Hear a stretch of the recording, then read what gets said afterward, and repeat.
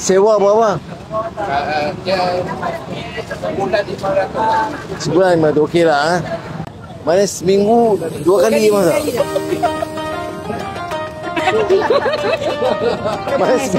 Ke rumah dia dan rumah Maknanya seminggu 2 kali masak. 2 kali. Maknanya kirim salam suami. Mana suami baguslah, sabar. Lepas tu buat laporan WB. Okey. Menjaga apa ni? Opiang. 1, 2, 3, 4, 5. 5. Nah, bagi 7. Mana lagi?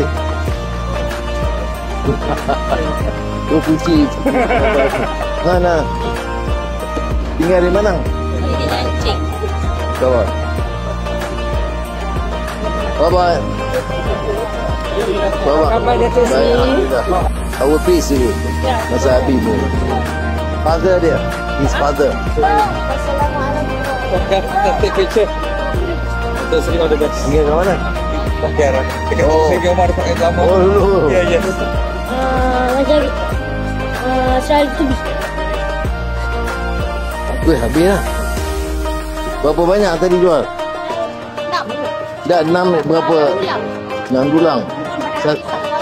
Satu dulang berapa? Satu kacang RM3 dalam 8. Okey. Apa bang? Seri. Wah. Okey, dah ambil lah.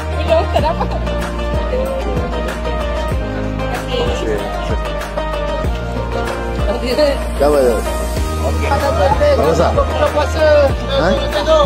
Katanya orang kata tak masak. Nasi apa? Nasi goreng. Siapa goreng? Siapa goreng? Kita goreng nasi. Ya. Dia goreng ayam. Oh. Jadi tengok nasi sedap ke ayam sedap? Dua sedap. Biasa ayam sedap. Dua sedap. Okey, terima kasih. Mudah-mudahan senang semua pada okey. Alhamdulillah. Pisang goreng.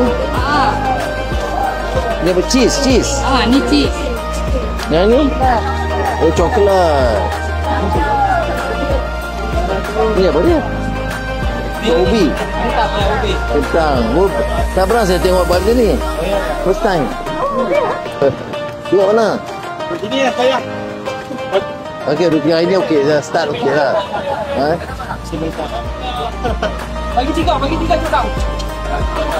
Ambil. Belanja tu mana? Saya belanja tu mana?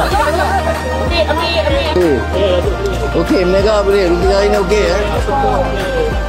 Lu buat apa? Ayam untuk Arab, sebut dah. Ya. Bye.